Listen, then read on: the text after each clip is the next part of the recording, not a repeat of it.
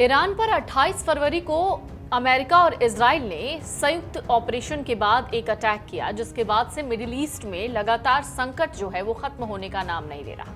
Iran जंग का असर कई खाड़ी देशों पर हुआ है। दुबई में भी लगातार ईरान जो है वो स्ट्राइक करता जा रहा है। लेकिन इन सब के बीच में सवाल ये है कि ये जो हमला हुआ, इस हमले से अभी तक सबसे ज्यादा नुकसान किसको हुआ है? अगर आपके दिमाग में इस वक्त ईरान के नुकसान की बात चल रही है तो शायद आप गलत हो सकते हैं, क्योंकि इस वक्त अगर देखा जाए जो सिनेरियो नजर आ रहे हैं उसमें अमेरिका को सबसे ज्यादा नुकसान होता हुआ नजर आ रहा है। कैसे, ये भी हम आपको बताएंगे। दरअसल एक अमेरिकी पनडुब्बी ने हिंद महासागर में ईरानी युद्धपोत को टॉर्पीडो से डुबो दिया है। ये आपने खबर पढ़ी होगी, जिसमें 87 शव मिले हैं। अमेरिका और इजराइल द्वारा शनिवार को शुरू किए गए हमलों के बाद ईरान में मरने वालों की संख्या हो गई 1045। लेबनान में 60 से ज्यादा और इजराइल में करीब 1 दर्जन लोगों की मौत हो गई है। 6 अमेरिकी सैनिक भी इस संघर्ष में अपनी जान गंवा चुके हैं। ये एक रिपोर्ट है, हो सकता है इससे ज्यादा के भी आंकड़े। दरअसल ईरान के supreme leader Ayatollah Ali Khamenei को सुपुर्दे खाक किए जाने का प्रोग्राम अभी स्थगित कर दिया गया है। ये जंग अब नेतृत्व, मिसाइल ठिकानों और परमाणु कार्यक्रमों को निशाना बनाते हुए एक अनिश्चितकालीन संघर्ष में बदल गया है। बीते दिन जारी इस जंग में अमेरिका को बहुत नुकसान उठाना पड़ा है। ऑपरेशन एपिक फ्यूरी के दौरान कुवैत में 3 अमेरिकी F-15E स्ट्राइक ईगल लड़ाकू विमान क्रैश हो गए। वहीं अब तक हुए जंग में 4 अमेरिकी सैनिकों की मौत हो गई है। जो अभी रिपोर्ट है उसके मुताबिक, हालांकि जब डेटा कुछ और सामने आया तो पता चला ये 7 से 8 है। अमेरिका के राष्ट्रपति डोनाल्ड ट्रंप ने कहा कि ईरान में सरकार बदलने को लेकर शुरू हुए संघर्ष में मारे गए अमेरिकी नागरिकों की मौत का बदला लिया जाएगा। उन्होंने साफ कहा, अमेरिका अपने लोगों की मौत का जवाब जरूर देगा। अमेरिका ने ईरान के अंदर सैकड़ों ठिकानों पर हवाई हमले किए। वहीं इजराइल ने भी अपनी सैन्य कार्रवाई बढ़ाते हुए लेबनान तक बमबारी तेज कर दी। इसके जवाब में ईरानी सेना ने पूरे मिडिल ईस्ट क्षेत्र में मिसाइल और ड्रोन हमले किए, जिनमें इजराइल और संयुक्त अरब अमीरात में लोगों की मौत की खबरें भी सामने आई। बताया जा रहा है ये संघर्ष 28 फरवरी को ईरान के supreme leader Ayatollah Ali Khamenei की मौत के बाद और ज्यादा तेज हो गया है। ईरान की उग्रता भी हर बार तस्वीरों में नजर आ रही है। अमेरिकी सेंट्रल कमांड ने आधिकारिक तौर पर पुष्टि की है कि ईरान के खिलाफ शुरू हुए सैन्य अभियान के बाद अब तक कई अमेरिकी सैनिकों की मौत हो गई है। 6 के आंकड़े अभी तक सामने आए हैं। शुरुआत में पेंटागन ने बताया था कि ईरान पर किए गए शुरुआती सैन्य हमलों के दौरान 3 अमेरिकी सैनिक मारे गए। बाद में 5 जो थे वो गंभीर रूप से घायल हुए। बाद में एक जानकारी सामने आई जिसमें कहा गया कि 1-2 और सैनिकों ने दम तोड़ दिया है, जिसके बाद मरने वाले जो अमेरिकी सैनिक हैं उनकी संख्या बढ़ गई है। ये करीब 7 से 8 हो गई है, या 6 से 7 के बीच में जो अभी आंकड़े सामने आए हैं। ये आंकड़े पुष्ट अभी नहीं है, लेकिन कहा जा रहा है कि इस पूरे हमले में, इस पूरे वॉर सिचुएशन में अमेरिका के 6 से 7 सैनिकों की मौत हो गई है। ये नुकसान ईरान की ओर से किए गए शुरुआती जवाबी हमलों के दौरान हुआ है।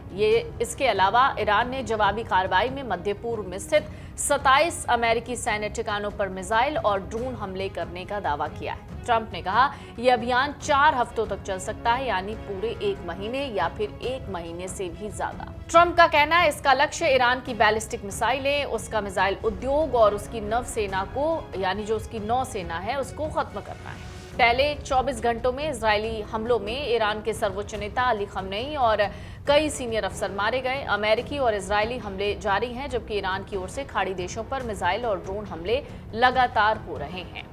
कुछ पॉइंट्स हैं जिसे आपको समझना होगा और इससे आपको पता लग जाएगा कि एग्जैक्टली इस वॉर सिचुएशन में सबसे ज्यादा नुकसान किसे हुआ है। मिडिल ईस्ट मीडिया के मुताबिक अब तक इस जंग में ईरान में 1045, लेबनान में 50 से ज्यादा, इजराइल में 11, जॉर्डन में 5, कुवैत में 4, यूएई में 3, बहरीन और ओमान में 1-1 मौतें हुई हैं। वहीं कुवैत में स्थित यूएस एम्बेसी पर हुए ईरानी हमले में कुल 6 सैनिकों की मौत हो गई है।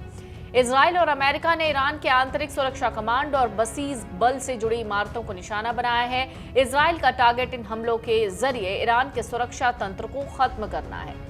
तेहरान में सरकारी टेलीविजन ने उन इमारतों के खंडर दिखाए जो हमलों में तबाह हो गए। कौम शहर में इस इमारत को भी निशाना बनाया गया, जहां मौलवियों का पैनल अगले सुप्रीम लीडर का सिलेक्शन करने वाला था।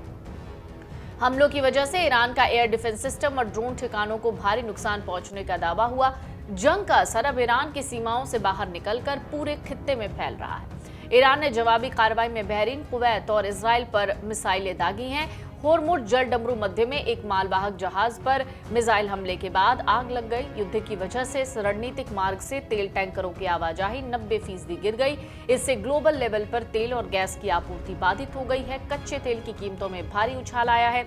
ईरान ने धमकी दी है, अगर हमले नहीं रुके तो क्षेत्र के पूरे सैन्य और आर्थिक बुनियादी ढांचे को तबाह कर देगा। अमेरिकी रक्षा सचिव ने कहा है कि इस ऑपरेशन की कोई निश्चित समय सीमा नहीं है। संकेत दिया है कि ये 3, 6 या 8 हफ्ते तक भी चल सकता है। हालांकि ट्रंप इसको एक महीने के भीतर समेटने की बात कह रहे हैं। इजरायली रक्षा मंत्री ने खुलासा किया है, यह हमला मूल रूप से जून 2026 के लिए तय था, जिसे विशेष परिस्थितियों के चलते फरवरी में ही शुरू करना पड़ा। मिडिल ईस्ट में लाखों यात्री फंसे हुए हैं। अंतर्राष्ट्रीय शिपिंग पूरी तरह चरमरा गई है। दुनिया भर के शेयर बाजार इस आशंका में डूबे हैं कि तेल की बढ़ती कीमतें, नुकसान जो होगा इसका ग्लोबल इकोनॉमी को सबसे ज्यादा होगा। सभी चेतावनियों के उलट राष्ट्रपति ट्रंप ने ट्रुथ सोशल पर एक पोस्ट लिखा अमेरिका के पास हथियारों का लगभग असीमित भंडार है। उन्होंने दावा किया कि इन हथियारों की मदद से युद्ध हमेशा के लिए और बहुत सफलतापूर्वक लड़ा जा सकता है। ट्रंप ने यह भी कहा कि ईरान पर हमले की योजना 4 से 5 सप्ताह के लिए बनाई गई थी, लेकिन ये उससे कहीं ज्यादा समय तक चल सकता है। अल जजीरा की रिपोर्ट के मुताबिक चेतावनी भी ये रिपोर्ट दे रही है कि अमेरिका के उन्नत प्रिसीजन मुनिशंस यानी सटीक मारक हथियार और महत्वपूर्ण इंटरसेप्टर्स खत्म होने की कगार पर हैं। पिछले साल ईरान के साथ हुए युद्ध में अमेरिका ने अपने थर्ड इंटरसेप्टर्स का 25% इस्तेमाल कर लिया था।